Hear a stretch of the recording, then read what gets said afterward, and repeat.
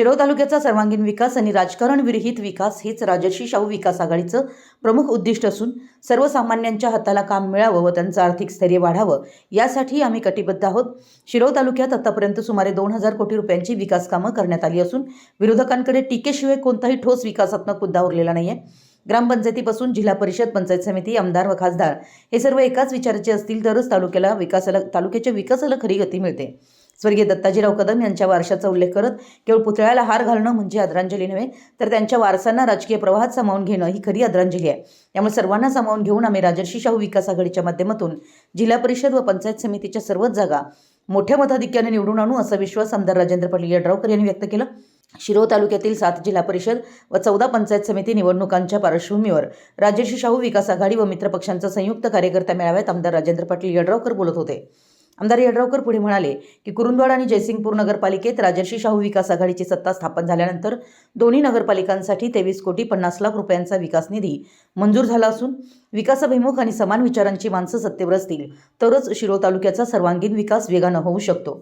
शिरोळ तालुक्यात आतापर्यंत सुमारे 2000 कोटी रुपयांची विविध विकास कामं करण्यात आली असून यामध्ये पायाभूत सुविधा, पाणी पुरवठा, रस्ते, सहकार व औद्योगिक क्षेत्रातील कामांचा समावेश आहे। मात्र या विकास कामांवर चर्चा करण्याऐवजी विरोधकांकडे केवळ टीका करण्याव्यतिरिक्त कोणताही ठोस मुद्दा उरलेला नाही असा आरोप करण्यात आला। राजकारणापेक्षा विकासाला प्राधान्य देत शिरोळ तालुक्याची सेवा करण्याचा निर्धार राजर्षी शाहू विकास आघाडीने केला आहे।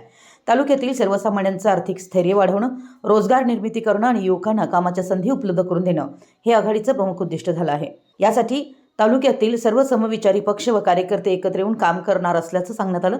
यावेळी खासदार धैर्यशील माने म्हणाले की विरोधकांच्या टीकेला उत्तर देताना ते म्हणाले की मालक या शब्दाचा अर्थ म्हणजे माझ्यासाठी लढणारा कर्मयोगी आहे। विरोधी पक्ष आणि आपला पक्ष याची सांगड कशी घालावी हे आमदार राजेंद्र पाटील यड्रावकर यांच्याकडून शिकावं। सर्व धर्म समभाव आम्ही ऐकलं आहे, मात्र सर्व पक्ष समभाव हे मात्र राजेंद्र पाटील यड्रावकर यांनी दाखवून दिले। सर्वांना एकत्र घेऊन शिरोळ तालुक्याचा विकास कसा साधता येईल हे आमदार राजेंद्र पाटील यड्रावकर यांनी दाखवून दिलं आहे। विरोधकांनी टीका करण्यापेक्षा विचार करावा की आपली माणसं आपल्याला सोडून का जात आहेत।